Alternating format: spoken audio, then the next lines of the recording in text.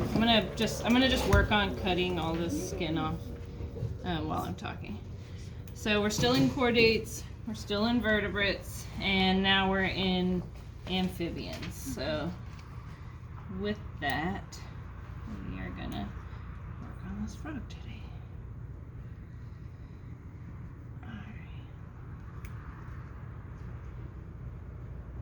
Work on getting his skin, because then I'll do external stuff like different muscles.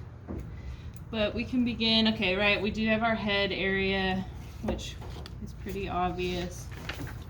Nares, again, I mean, they are like nostrils, but don't call them nostrils. That's not what it says on your handout. So let's see. Purpose of that is for olfactory and respiration. Then we have our tongue, right? So these guys all have tongues. See them there? Okay. And then remember when we did grasshoppers and they had those tympanic membranes? So that's what frogs all have also. So these right here, I don't know, that's why whenever I see them on grasshoppers, I always remember, because I'm like, oh yeah, that's what frogs have. And so that's for hearing. Let's see, what else? Like a six-pack. Yeah, I know. Ribbit. Okay.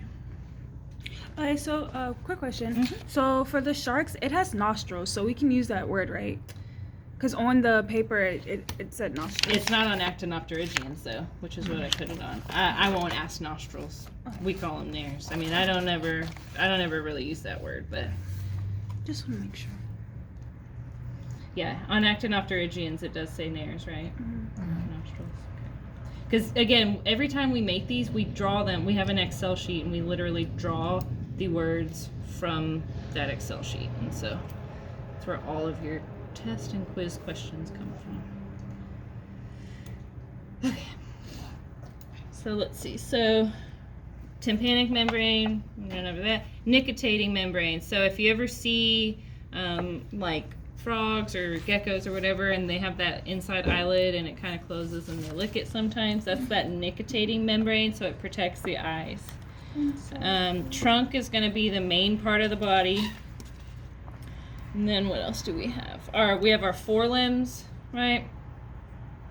Hind limbs. Oh yeah, and don't forget some of these terms. So tetrapod, forelegs, and then external fertilization. That's where the gametes meet outside of the body, and then that'll change basically from our amphibians to our reptiles. So this is where this is external, and this is where internal fertilization comes in.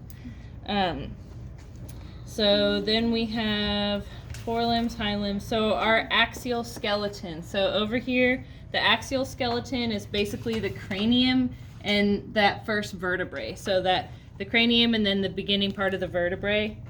And then we get to our appendicular skeleton. So of course, you know, you can get some of these based on yours. So appendages, right? Appendicular skeleton. So that's going to be including the pectoral and pelvic girdles. Then we have the urostyle. So that's down the middle. It's a common part of the caudal fin in fishes, but it's this long bone that goes down the middle in that pelvic girdle. Femur, so it's that bigger top bone on the hind limbs. Then we have our tibiofibula, that's the lower part of the hind limb.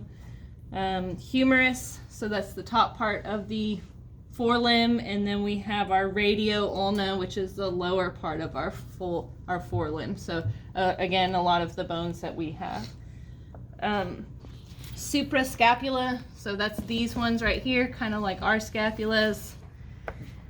Phalanges, fingers, and then we get to the muscles. So our pectoralis major, right, that's going to be, let me expose this a little bit more. Pecs, right? I might end up cutting through it a little bit because the connective tissue is still all there. But it's going to be, here we go. So pectoralis major, right? You can see it, these muscles on it. And then we have our external obliques. So they're kind of like the sides of the abs, and they're kind of like these diagonal muscles, and they're used for respiration.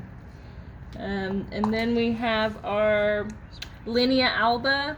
So that's going to be the line that's down the center of the abdomen. What's that thing? Have you ever heard of it? That happens to moms sometimes, where that abdominis recti. yeah, abdominis rectus. And so there's a lot of like connective tissues that connect these muscles in humans. It can sometimes separate during pregnancy. But okay, latissimus dorsi. So those are the side muscles on the back. 20. So that's, I mean, it's basically going to be also in the same kind of region of the external obliques. So definitely, again, if we have 5 terms on muscles, I mean, it's going to be proportional. So there may be one. So just do your drawings and label them accordingly. And then the gastrocnemius. So that's part of the calf muscle down here. Oops, I just fluid onto my head. All right, and so then we can go into our internal structures.